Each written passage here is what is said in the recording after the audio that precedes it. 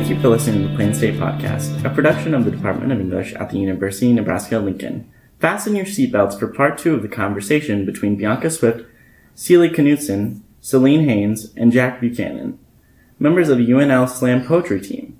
The team is coached by Stacey Waite, who you will hear referenced in this episode. Everyone say the first word that pops into your mind when you think about Stacey Waite. We're starting with Bianca. Dad.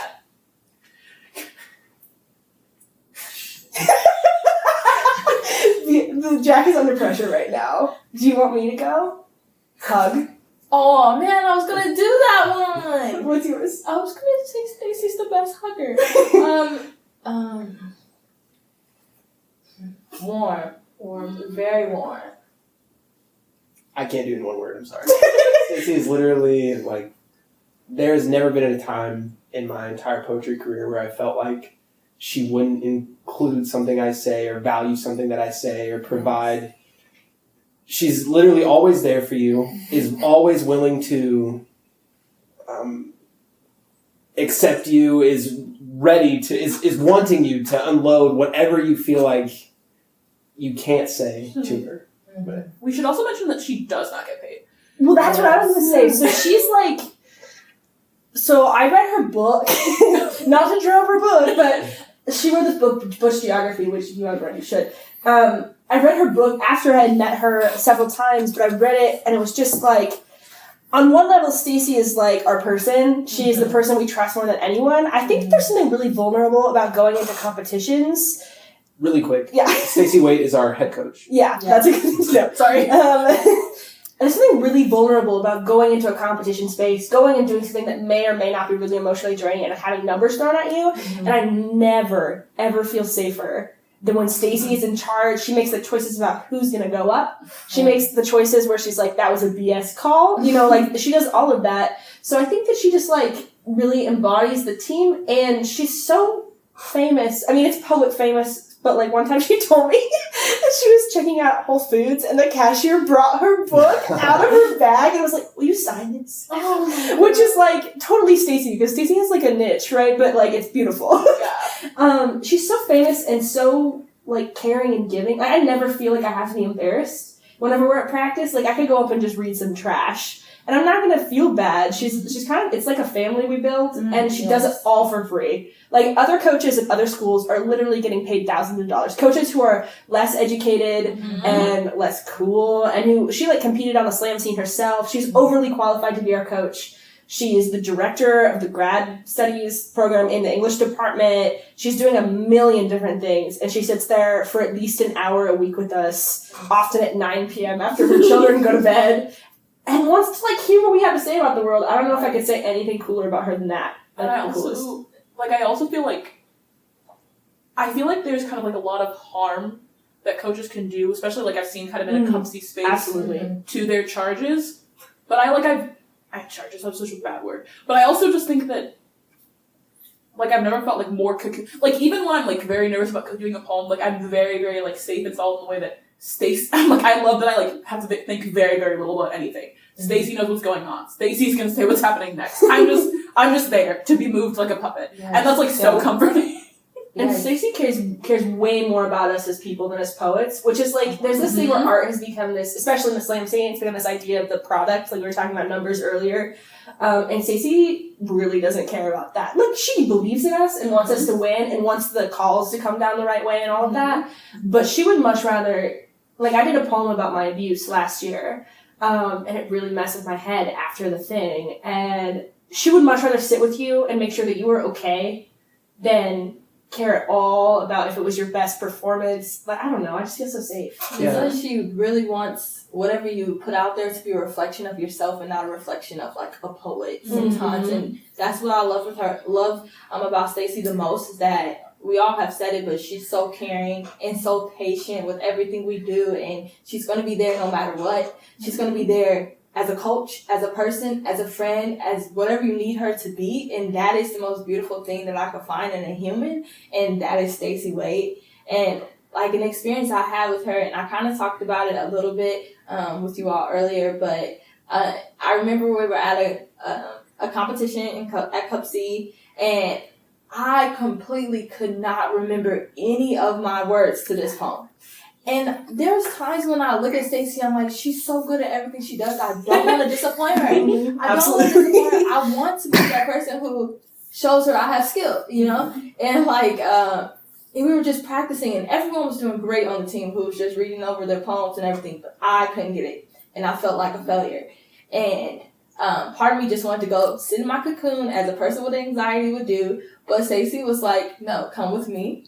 And we went into the hallway, and she literally sat there as I just cried. I just cried. I had nothing to say at this point. I was done with myself. And Stacey's like, it's okay.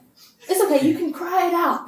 But we're going to do this, and you're going to do this. And it was an amazing experience because although she was allowing me to kind of let the poem go, she was also encouraging me and telling me that you can do whatever you put your mind to. And I know that's very cliche, but coming from her, and if you knew her, that's like the highest compliment. The highest. And that's just the person she is. I don't even know what words can describe Stacey, honestly, besides just the greatest human.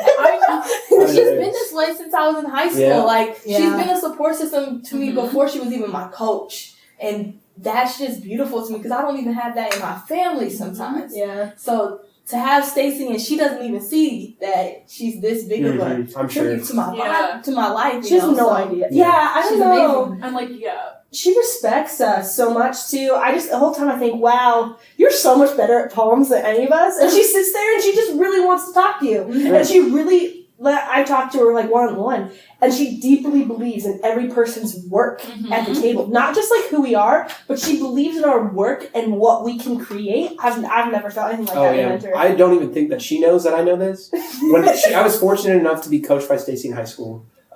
Because she runs Nebraska Writers Collective and just is involved in LTAP. So she came to my school to coach that year because they needed one. So she was like, I'll do it.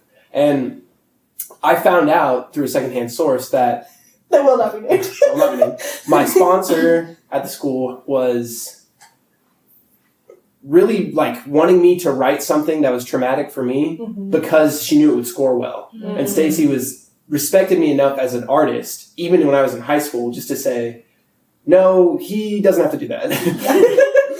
He's knows what he wants to write about and knows the art he wants to make, so he's going to do that. And I've always felt a huge amount of appreciation and respect for that she would, even when I was 17, 18, understand that the art that I was producing was important to me, and important enough that I didn't need to compromise my work for any point. It was just because I wanted to do it. I think like closing statement, I guess. But like the one thing like I can say is that I feel like I know like truly that Stacey loves like all of us, and like she like cares about us deeply, and like I'm just cry.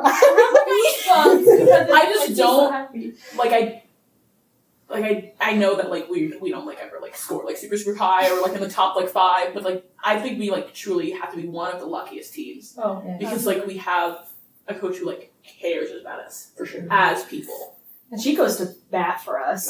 And this is not even just in the poetry world. Like if something happens at a slam that's messed up, she's in there going to bat for us, and it is impressive to watch. But also just like in general, I mean, there have been times where our bank accounts have been low or we haven't been able to make it to practice or something like that. And she has like found jobs for some of us. She has found ways for if we are overwhelmed with our futures. Some of us are English majors and we're like, I don't know what to do with that. Stacey will like sit down with you.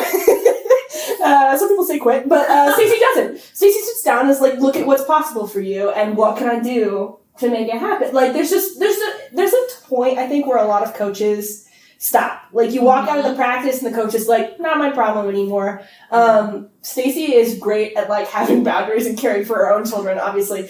But she also doesn't like, I don't think there's a moment where she'd just be like, I don't have time to help you with this thing that may or may not be related to your art, but like all of it is related to our art. How are we supposed to make art if we're worried about paying our bills or if we're super sad about something that happened to us that week? Like she cares about all of that, not just this sort of like very limited set of practices. So, and to end, she feeds us. She fed us pizza, and that is all that I know. She does feed us. Okay, so now that we've all gushed about Stacey Waite, Love her. which we could do literally for hours, Forever. we can make our own podcast on it. Stacey Waite. It'd be called Have You Heard of Stacey Waite? Stacey Waite is our life. I always tell people, like my freshman, sophomore year, my friends and I would go around and say, have you heard the gospel of Stacey Waite? They should maybe cut this out. Like, it might be weird. But, like, literally, that is how amazing she is. But I guess, so that's one thing that's really interesting. We've talked a little bit about Stacey, but also a lot of professors in our department. We talk about how we get to the trip every year. We're self-funded. We fundraise. And by self-funded, I mean so many people are so generous with us that are not, like, institutions. And a lot of those people are professors,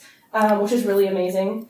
But I think that's something that's really interesting. We talked a little bit about like what it's like to be a student at Nebraska as a marginalized person. So there's this one sphere of this like deep level of care and comfort that I feel from so many of these adults in my life. And then there's the other sphere where I feel like this institution fails us frequently in many, many painful ways, which we've talked about in our poems. We've written 2 poems specifically about the way that UNL has kind of failed us. I don't know.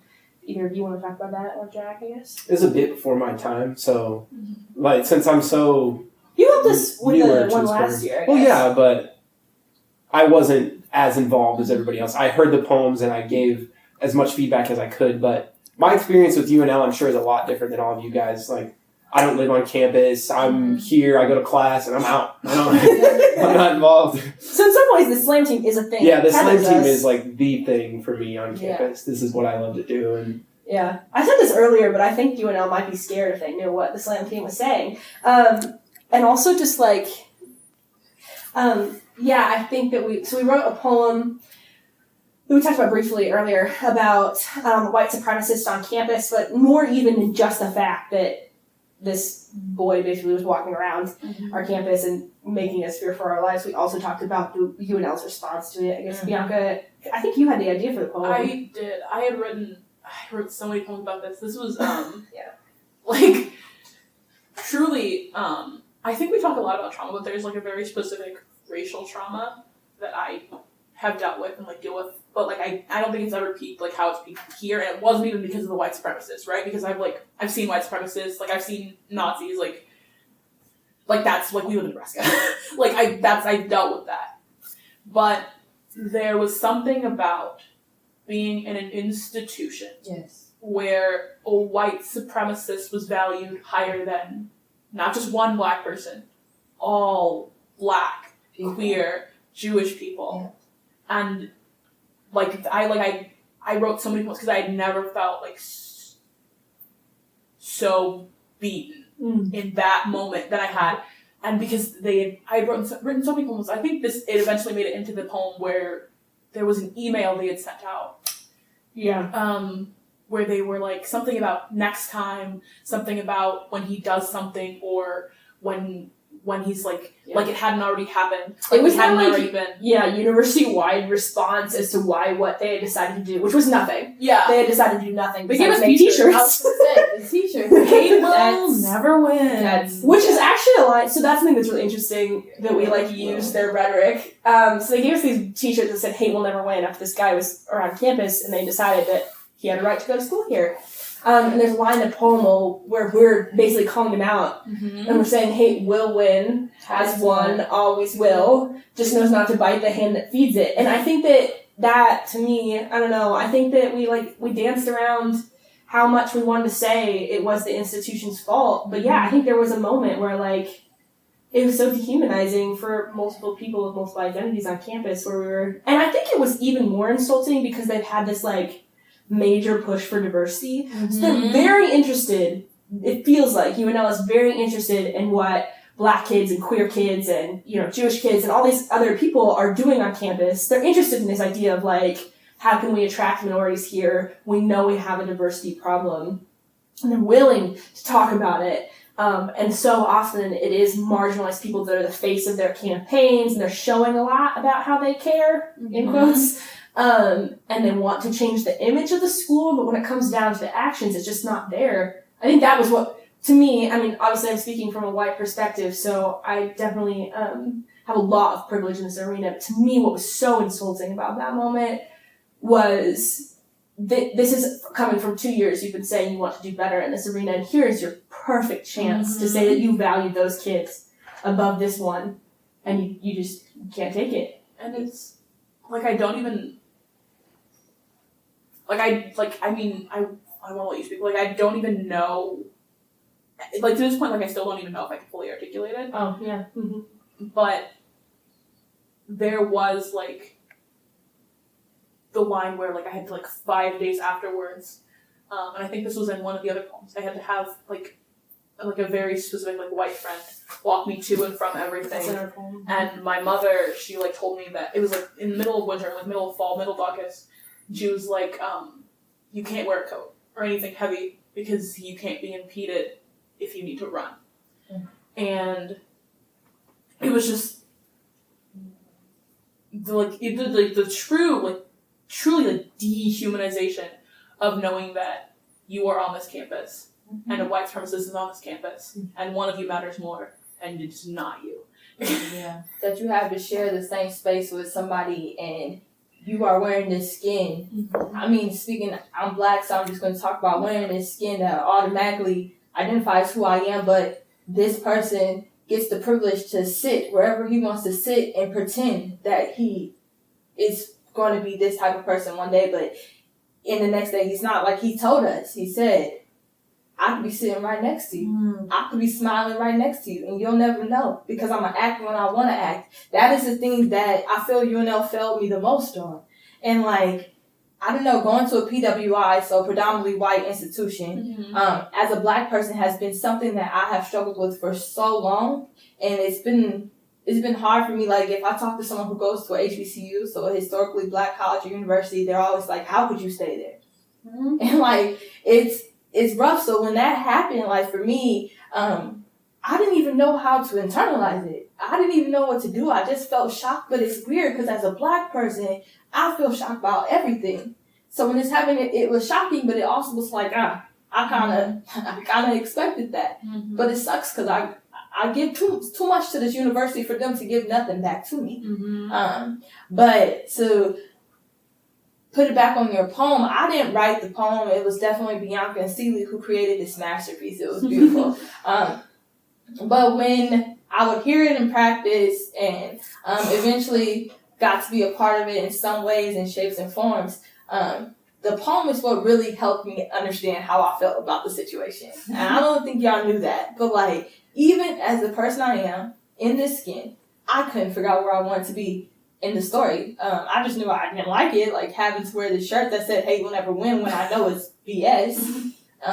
They know it is. I know UNL knows it is. But what can we do? But I mean, your poem really did help shape the storyline for me. And I just thank y'all for that because then I was able to really understand where I could put myself. And I mean, I still don't know exactly, but it gave me some insights. But yeah. We wrote another poem so I kind of laugh, this is a horrible joke, but I kind of laugh every year after we leave for Cup City because we've written all these amazing poems and we're like, what are we going to write about next year? And then every time I'm like, don't worry, UNL will do something that's really bad to us and we'll have something to write about, which like is a joke but also horrifying. And lo and behold, after that white supremacy situation, which is still not resolved, to be certainly clear, that is still not resolved on campus, there was an email blast sent out. This is a whole other situation. That email that they sent out that was saying that this girl had been sexually assaulted or raped. I don't remember exactly what the email said. I think, was it one girl or two girls? I don't know. Anyways, the situation had happened in a dorm room on campus, and they sent out an email blast with a description of the perpetrators. But that description was of two black men. Yep. And I had this moment when I saw this email, especially, I mean, I think as a white woman, I was really conflicted because on the one hand, it's hard to be like, I want to write a poem that talks about how it's messed up they're calling out assault. Because obviously I want assault to be called out, but it was just so insulting when I thought about all of the people that I know and love in my life who have been sexually assaulted, oftentimes on this campus, and no one got an email blast. And you know why? Because all those rapists were white. Many of them were living on Greek Row. Many of them had money, you know, like, and so the only time I've ever been warned about sexual assault as a woman on a college campus is when it was 2 black men. Mm-hmm. And to me, I remember I saw that email. I think I texted you or called you and I was like, did you see that? I was just livid. And I went to, I think we had a meeting that week. And I went to that meeting and I was just like, I'm so angry. But again, how do we write a poem that's like, it's messed up that you said this about assault? Mm-hmm. And how do we do justice to both sides of that argument? Both How do we sides of the defend, how do we defend black men from, because also the descriptions were so BS. They were like literally like could have applied to like the majority of black men on campus, which we talked about in the poem. They're so BS. So how do we do a poem that is like, this is messed up, that rape only counts when it is black men, and like, how messed up is it that I, as a white woman, know that I'm never going to be believed? This is a line we had in the poem, like a sequence of lines where we were like, I think as we said, like, it only matters, you know, if you're a white woman, it only matters if your perpetrator is black. So like white men get away with everything. And then if you're a black woman, it doesn't matter who your perpetrator is at all. Yes. Yeah, that line we talked about. And so we did this like really hard thing in a span of 3 minutes where we decided, oh yeah, this is super simple. We're going to talk about the ways that this is messed up in terms of race. We're going to talk about the ways that we still believe that assault should be called out. And like in 3 minutes, which was impossible, that poem took so much revision and so much writing. But when it ended up on the stage, what happened was we had 2 white women and 2 black women on stage talking about assault in ways it fails us all in very different ways, and what privilege we carry and what privilege we don't. I don't know. It was hard and cool and painful, which is how I could really list any of the group poems we've ever written.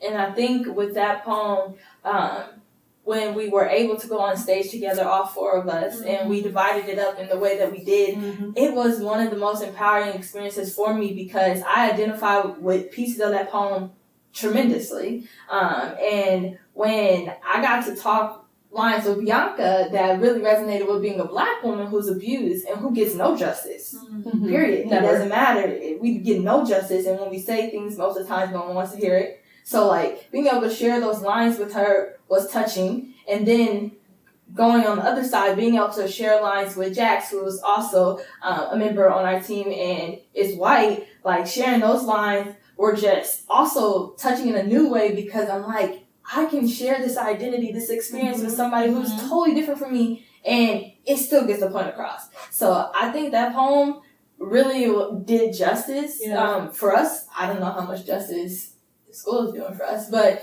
it did justice for us. So I appreciated all those words in there.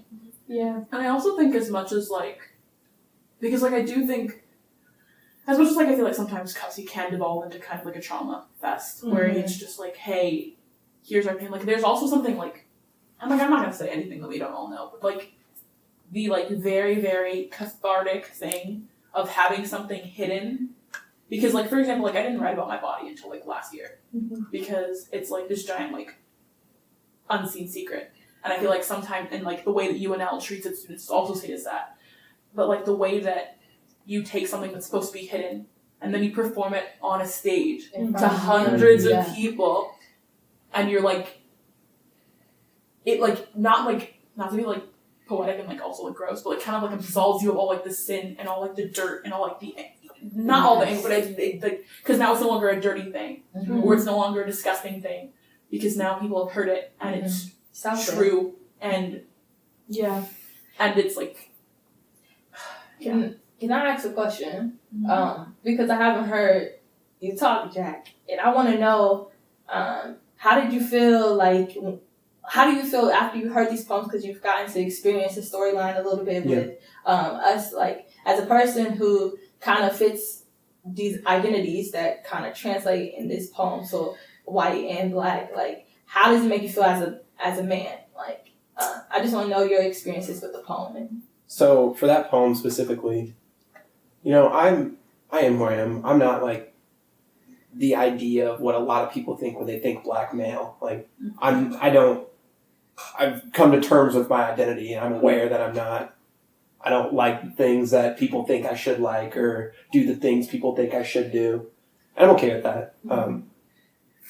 So when that email came out, people in my classes were talking about it, and it's almost like I'm invisible in a lot of those places. Mm-hmm. So when it came out, it's not like they were asking for my opinion. It was just people like, oh, wow, this is crazy. And I just sit in the back. In a lot of my classes, I'm the only person of color in them. So I'm basically invisible places that I go. My teachers do a great job about recognizing that I'm there and can say things that are valuable, but oftentimes my classmates don't. Mm-hmm. So, I mean, the poem it resonated with me because I heard a mixed perspective from you guys, and it was something that I don't realize and recognize, that I walk around with these,